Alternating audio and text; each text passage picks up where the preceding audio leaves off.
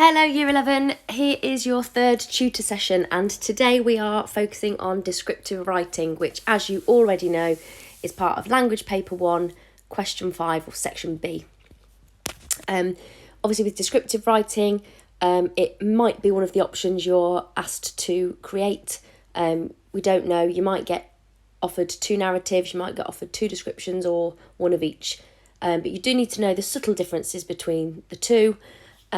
So in today's session, I will go through the mark scheme that AQA have created for us, which is specifically for descriptive writing. So I went on an AQA course a couple of weeks ago and it was absolutely brilliant. They went through the mark scheme with us, but not the normal mark scheme. They've actually created what we call an indicative content mark scheme. So they've actually given us very specific things that we can use and share with you. Would have been helpful 7 years ago when they changed the spec, but hey ho. So they've given us really specific things that you need to do basically if you're going to do descriptive or narrative writing, which has been really helpful. So we thought we'd share it with you in this session. Next week we will look at the narrative writing, and then the following week we will look at the paper 2 section B or question 5 mark scheme, so that you know exactly what you need to do for your speech writing or article writing, So we're going to go through that with you today. You will hopefully come away understanding what some of the key words of the mark scheme mean and how to actually meet them. And I think what will be great about this session and what's great about this mark scheme is that it is really clear about the things that you need to do. You will obviously make some notes. You've got space in your booklet to make notes, and I'm going to go through quite a few things with you, but there's notes to be made on specific things. And then there are a couple of descriptive writing exemplars in your separate workbook or like resources.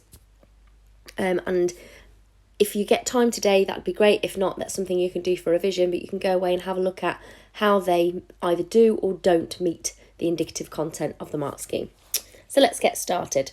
If you could have a look at your booklet, it's obviously the third session, and you'll see the mark scheme really clearly. But just a couple of points to note first. Descriptive writing, what it actually means is a moment in time. So a moment in time that you actually describe. It's like the pause button or the live photo on your phone. So I always teach my classes, and I know other teachers do, the difference between a narrative and a description is a narrative would be like a short video, whereas a descriptive is that live photo. So if you hold down on your photo and it sort of brings that scene to life a little bit, but doesn't move forward in time or backwards in time particularly.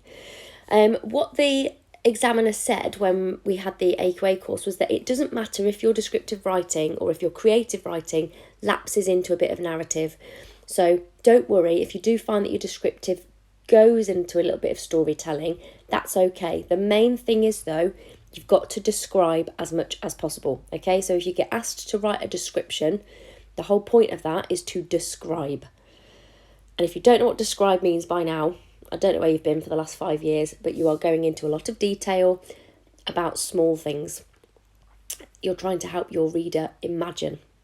That's what descriptive writing is. Okay, now this is quite blurry on this video, but you have this on your mark scheme. So you should be able to see in your booklet this mark scheme here. So let me just come out of this for a sec. Go onto my camera. No, not my clock. And you should be able to see this. Okay, so you've got the narrative writing here, which we'll look at next week, and you've got the descriptive writing. Now, just quickly, we've got 4 levels for GCSE English language. We're roughly looking at the sort of top band here would be your sort of 7, 8, 9 or your 8, 9 grades. And then down here would be your grades sort of 1, 2, 3, 4, 5, 6, 7. Okay, that's roughly, okay? Grade boundaries obviously change every year. But today we're looking at the descriptive writing section. Okay.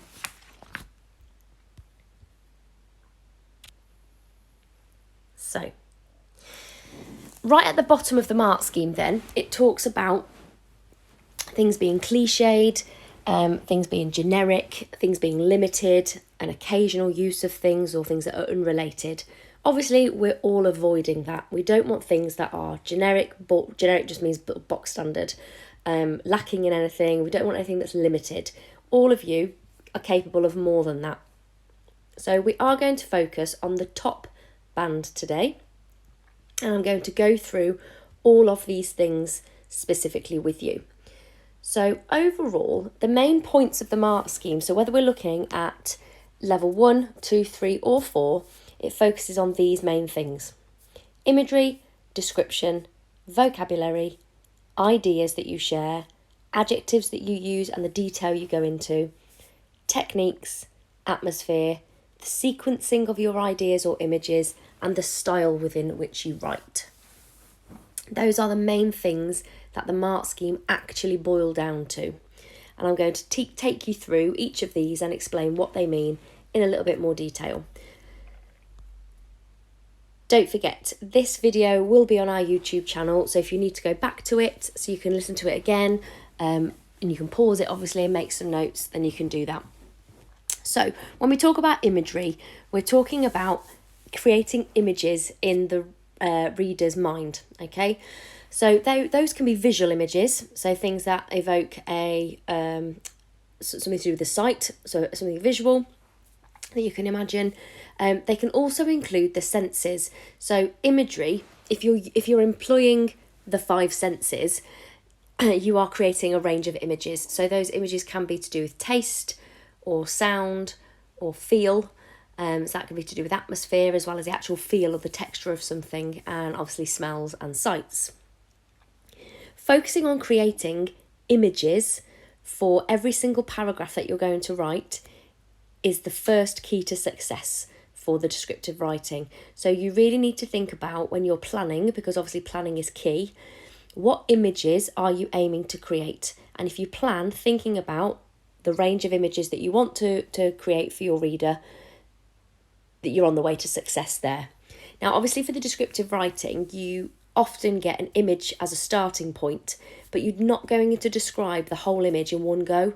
You've got to think about the different images within that image, or images that you can create from that as a starting point. I won't go into too much detail about that because you'll have had lots of taught lessons from your teachers about how to use the image as a starting point, and zoning and boxing off different areas of the picture. But the main point I want you to take away about imagery is that it's employing the 5 senses, but you need to plan for the different kinds of image that you want your reader to either create in their mind, or to be able to smell or feel or taste or hear. The top band of the mark scheme talks about evocative imagery. So to evoke means to bring to mind. Okay, so if you're doing that, if you're bringing about strong feelings or images, you need to think about your reader's reaction. So how are you going to make sure that they imagine the building in the description, or how are you going to make sure that they can smell the smells of the market scene, for example? So it's no good just saying, oh, the smell of fish filled the air. You know, you need to evoke the image of the smell of fish. I'm thinking specifically about the marketplace picture that you've all done a description of, and that's what some of the descriptive writing exemplars in the booklet are based on. So evocative means that you're actually bringing around or bringing about strong image or strong feeling to mind for your reader. So not just giving us that sort of generic image, what is it specifically that you want your reader to think of or feel or imagine? Okay, where it talks about vocabulary and phrasing, there is no alternative for you having good vocabulary. You just need to learn some decent words. Now, if in the exam you forget all the words that are in your head, use some of the description or the writing from section A. So AQA have said categorically it is absolutely fine for you to steal vocabulary from the extract of the narrative you get in the reading section. So absolutely use vocabulary and phrasing from that. Another way for you to get good vocabulary is to use a thesaurus. Now, you don't have access to that in the exam, obviously, but you can, as part of your revision, use a thesaurus for generic words. So get yourself a bank of words for big, smelly, bright, small, ugly, beautiful, so that you're not using what we call tier 1 vocabulary, sort of your boring vocabulary. Conceptualised ideas comes up in the literature exam as well as the language exam, which is interesting. So when the mark scheme talks about having, like, you sharing ideas, they can be either concrete or abstract. Now, concrete ideas are just like physical things that you can actually touch. So if, for example, you've got a marketplace picture, or they've asked you to describe a marketplace, you would describe the things within that market. Conceptualised ideas, as we've said in the literature exam, they're the things that you can't touch. So they're your bigger ideas, your abstract ideas. So for example, in a market scene, yes, you might be able to see a stall vendor, a seller, selling their wares. A conceptualised idea would be this idea of like good and evil being shared. So maybe one of the vendors is representing good and one of the vendors is representing evil, because actually behind his till, his scales are weighted down so that he is conning his customers. So you're just thinking outside the box a little bit and looking at these ideas of good and evil, or any of the ideas that basically we see in the literature texts. So if we just have a little think about big ideas that are explored in Macbeth, we've got good and evil, we've got ambition, we've got ideas about gender, ideas about hierarchy and power. In Any Spectacles and A Christmas Carol, it's about ideas between the poor and the rich, or abuse of power from capitalists. So those kinds of ideas can be woven into your descriptive or narrative writing by you creating characters or descriptions that present those ideas. So by juxtaposing two sellers or two people at the market, so that one seems particularly good or one seems evil, would be a way to include conceptualised ideas. There is an example of a piece of writing in the exemplar work booklet I've given you, which shows that. And there's another video on YouTube as a follow-up to that. So subtle details as part of the mark scheme is about picking up on things that aren't obvious. So if you think about describing the strands of hair on a character or a person in your description, or the tear rolling down their face, not just that they're crying. Description is about the detail. Showing, not telling, we often say. So if you're going to show me that somebody is sad, is it because they take a really heavy sigh, or that their chest rises really deep, like chest doesn't rise deeply, but their chest rises and then they sigh deeply to show how sad they are, or how frustrated they are. Little details go a long way, so plan for those. Think about zooming in on those very, very little details that aren't maybe noticeable. If you're using the image as a starting point, try and look at what's not in the image or what we can't see explicitly. Fluid sequence is one of the descriptors of the top band, and sequence obviously just means things that go in a certain order. So you've got to think about how your paragraphs and how your images are ordered, which again is why planning is so important. And I know loads of you will say, I don't plan, I don't need to. You absolutely do, because the examiner for the top band wants to see that you have got a fluid sequence of either events for a narrative or of ideas. So a way to do that, as a way to memorise that, is to think big to start with. So create that big atmosphere, that wider view of your description. Then start to zoom in and go in for the smaller details. Pan around the image or pan around the scene so that you're looking at different areas of a setting or different parts of a scene. Go in for even smaller details. Shift between things and places or people, and then start to zoom back out and come back to the atmosphere or the wide view of your scene. That fluidity, that really clear sequencing of your images is going to get you into that top band. So compelling atmosphere. If something is compelling, it's actually engaging. So you need to think about how you are actually making your writing interesting for your reader. Now that sounds obvious, but you'll be surprised how many people just give us the bare minimum description, and they don't give us those ideas that actually hold our attention. We want to read your work, and we want to make sure that we are interested in what you're writing, so think about that. When it comes to atmosphere, that's about creating mood. So think about how the use of weather can help you there, or the description of the place and the landscape. Are the buildings looming? Your vocabulary can help create atmosphere. So think about the words that you use and think, am I trying to create a positive or a negative or an unsettling or an exciting atmosphere? Everything you choose needs to be carefully chosen to have that the highest impact on your reader. Crafted style. Now this seems quite hard, but when you read the exemplar of the student's work, who is particularly good, so I think it's student C. Let me just go to the exemplar. So in your booklet, your separate booklet, you have 2 descriptive writing sections, and student D, is a really great example of how you can use pace and create atmosphere in descriptive writing. So if you get a chance to have a read of that and then go on to the next YouTube video at home as part of your own revision, you'll see just how crafted their writing is. They've got a real sort of sense of ownership of their writing. They've planned it carefully. They've thought about their paragraphs and their sentences and their punctuation. They've thought about all those little details. Obviously, what we're focusing on here is AO5, which is the ideas assessment objective. You've got the whole of the technical accuracy strand to this section of the exam paper. So you need to be thinking about your paragraphs, your punctuation, your sentence structures, and all of that helps to contribute towards a crafted style.